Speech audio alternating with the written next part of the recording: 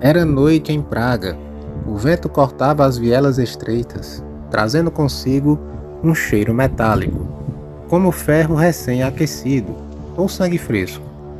No alto de um prédio abandonado, 9 figuras encapuzadas observavam a cidade. Não se moviam, não conversavam, mas a tensão que emanava deles era quase palpável. Os sinos da Catedral de São Vito badalaram 3 vezes. Naquele instante, todos desapareceram. Não foi magia, não exatamente.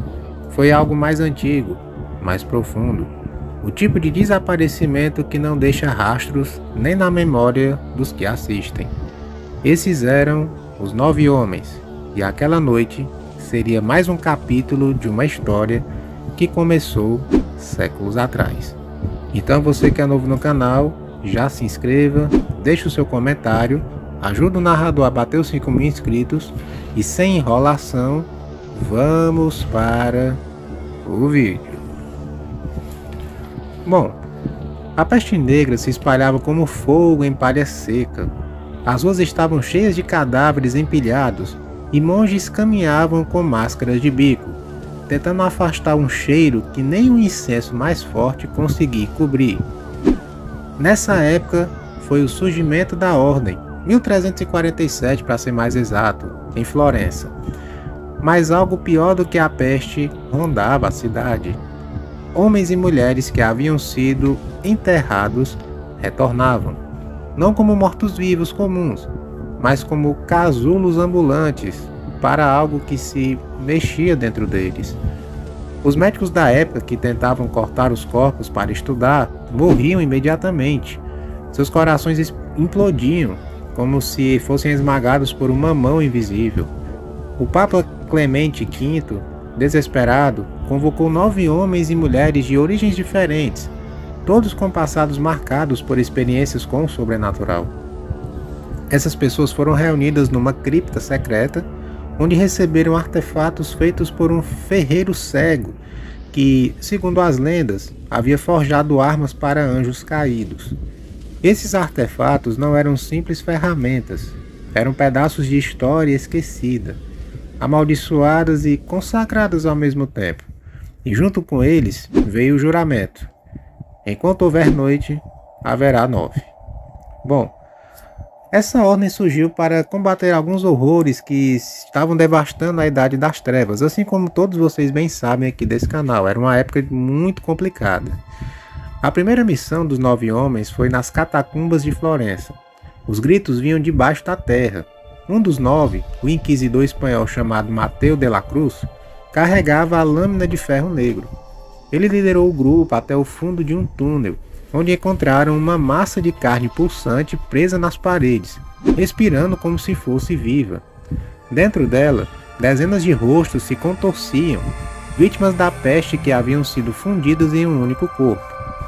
O alquimista árabe Faris ibn Khalid derramou o conteúdo do cálice de prata lunar sobre aquela criatura. O líquido evaporou instantaneamente, liberando um cheiro que fez todos sangrarem pelo nariz. A massa gritou um som que não parecia humano e desmoronou em silêncio. Naquela noite, o grupo descobriu que não lutaria apenas contra monstros, mas lutaria contra ideias vivas, contra doenças que pensavam e contra as sombras que desejavam devorar tudo. Bom, vamos entender um pouco mais sobre essa ordem, tá? O segundo registro da ordem oficial remonta ao ano de 1351 no vilarejo inglês de Wordwood. As colheitas apodreciam em questão de horas e crianças desapareciam durante a noite, deixando para trás apenas roupas ensanguentadas e ossos limpos, polidos com marfim. Os moradores falavam de uma coisa sem corpo que rastejava sobre a terra, sugando a vida de tudo que tocava. Quando os 9 chegaram, o silêncio caiu sobre o vilarejo como um pano negro. Foi Bjorn Thorson, o guerreiro nórdico, quem sentiu primeiro. O chão vibrava lentamente, como o ronco distante de um animal adormecido. Eles espalharam cinzas e sal em círculo, e Lucien de Artois, o monge francês tocou o sino de ossos. O som ecoou de forma antinatural, como se o sino estivesse sendo tocado dentro da cabeça de cada um deles. A terra se rompeu, e dela emergiu algo impossível de descrever. Não tinha forma definida, apenas tentáculos compostos de terra e ossos, e um rosto humano que se movia como se fosse feito de areia. Aquela criatura falava, tá? Mas não com palavras em si. Ela projetava imagens diretamente na mente deles, como se fosse o It, né? Lembra do It lá, a coisa? Era mais ou menos aquilo. Campos ardendo, céus rachando, rios se tornando sangue, enfim. O exorcista português Dom Afonso Mota, que também fazia parte da ordem, usou a cruz de sangue para cravar um selo no peito daquela criatura. Brom João então a golpeou com a lâmina de ferro negro, cortando algo que não era físico. Um grito que não veio da boca da criatura, mas sim do próprio ar. Quando ela se desfez, o vilarejo voltou ao normal, mas Brom João ficou mudo desde aquele dia e faleceu 3 meses depois, durante o sono, com os olhos completamente negros. Bom, para vocês entenderem melhor sobre a ordem, vou contar para vocês a história do Portão de Arcaim, tá? No final do século XV, plena Idade das Trevas, rumores chegaram à ordem sobre luzes estranhas no céu da Sibéria, tá? E sons que vinham debaixo da terra.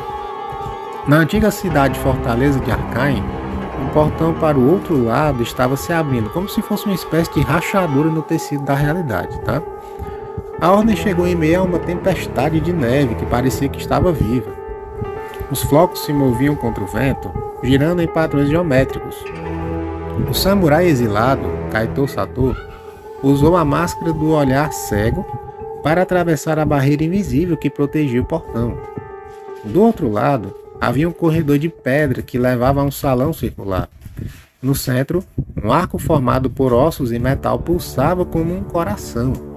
Dentro do arco, mãos negras tentavam atravessar, alongando dedos finos e quebradiços.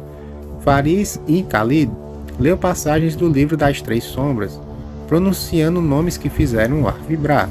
Para quem não sabe, o livro das Três Sombras era um livro muito interessante usado por ordens antigas e que, segundo as informações, foi banido pela Igreja Católica, mas dizem que no Vaticano ainda tem uma cópia dele, tá? Cada nome pronunciado ali parecia cortar uma dessas mãos, até que o arco se fechou com um estalo seco. Ao saírem, os 9 perceberam que haviam passado apenas 2 horas, mas no mundo exterior se passaram 6 dias. Bom, pessoal, durante séculos essa ordem enfrentou criaturas e forças sobrenaturais pelo mundo inteiro. Mas algo que poucos sabem é que eles não matam tudo que eles encontram, tá? Diferente da crença popular. Algumas entidades são deixadas vivas desde que aceitem um pacto de coexistência, como foi o acordo que eu falei para vocês em vídeos passados. Esse pacto ou acordo é selado através do Anel dos 9. Um aperto de mão, um olhar, e a entidade se compromete a nunca mais ultrapassar o limite estabelecido. E o que acontece se esse pacto for quebrado, narrador? O pessoal vai entrar em guerra de novo? Bom, ninguém sabe ao certo, mas há lendas de cidades inteiras que desaparecerem em uma única noite como punição, ou seja, o bicho vai pegar. É a tradução aqui, tá? E na era moderna, será que esses 9 homens estão ativos? Bom, na Primeira Guerra Mundial, a ordem agiu principalmente na retaguarda, lidando com fenômenos como neblinas assassinas nas trincheiras, né? E soldados que voltavam à vida com comportamentos anormais. Mas foi na Segunda Guerra Mundial que o mundo quase conheceu seu fim sobrenatural. A divisão ocultista de Annenberg, braço secreto da SS nazista, buscava artefatos que poderiam abrir portais para outros planos. Um deles era a Chave da Meia-Noite, que já estava nas mãos dessa ordem. O 7º homem, Victor Baumann, infiltrou-se nos laboratórios nazistas e destruiu experimentos envolvendo a manipulação de almas humanas, coisa que era comum na época. Mas ele não voltou mais. Oficialmente, ele morreu em combate. Extraoficialmente, dizem que Victor ainda está vivo, preso do outro lado de um espelho de prata na cidade de Berlim. Bom, é complicado. Agora, O culto dos quatro escuros, tá? Que seria uma outra situação que os 9 teriam vivido. Isso já aconteceu em Londres no ano de 1987. Uma seita adorava uma entidade chamada O Rastejante, que se alimentava de pessoas enquanto dormiam. A ordem invadiu o lugar e queimou aquele templo, mas apenas 4 membros da seita sobreviveram, e todos foram internados incapazes de falar sem gritar. Outra missão foi a do trem fantasma da linha 13. Essa já aconteceu em Buenos Aires no ano de 1999. Trens inteiros desapareciam com passageiros e depois eles reapareciam, completamente vazios. A ordem descobriu que a locomotiva havia se tornado um condutor entre 2 mundos.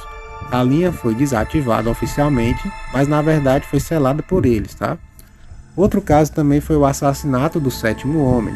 Isso aconteceu em Toronto já no ano de 2014, é mais recente. Durante uma operação, um dos 9 foi morto. O assassino nunca foi identificado. O novo 7º homem nunca revelou seu rosto, com medo de represálias, é claro. Bom, agora tem uma teoria que fala do retorno do nono sombrio. O que isso quer dizer? Bom, a ordem, pessoal, ela enfrenta algo diferente hoje em dia. Um nome que surge repentinamente em investigações recentes. O nono sombrio. Dizem que ele foi o verdadeiro fundador dessa ordem e que a sua forma humana nunca foi mais do que uma máscara, né? Dizem que agora ele quer recolher o que é seu. Isso inclui todos os 9 homens. Relatórios internos falam de aparições dele em múltiplos lugares ao mesmo tempo. Testemunhas também dizem que ele se aproxima como um amigo e só então revela que não tem rosto. Apenas uma escuridão que consome tudo. Lembra muito um demetador lá do Harry Potter, né? Enfim, a última missão conhecida. Dizem que essa missão aconteceu na costa do Alasca, né? Um armazém abandonado. Neve caindo, os 9 encapuzados em círculo, no centro, e havia alguma coisa amarrada com correntes e símbolos. Um dos homens diz, ele está acordando. Outro responde, não, ele já está aqui. As correntes começam a se mover sozinhas, o ar vai ficando denso. Um som de respiração não humana começa a aparecer. O líder ergue o anel dos 9 e pronuncia palavras em uma língua que ninguém mais ouviu desde o início dos tempos. Bom, se eles venceram, nunca vamos saber. Se falharam, talvez já seja tarde demais. Da próxima vez que você sentir que alguém te observa no escuro, reze para que seja um deles, para o nosso próprio bem. Enfim, essa é a história da Ordem dos 9 Homens. Se vocês gostaram, deixa o like, isso ajuda muito o canal a crescer. Compartilhe esse vídeo com todos que não conhecem a história deles. E se tem sugestões de vídeos, deixe aqui nos comentários que eu estou respondendo e anotando tudo para vocês, tá bom? Enfim, vou ficando por aqui. É com essas palavras românticas que eu vou deixando vocês por hoje. Fiquem todos na paz e até breve, meus pequenos.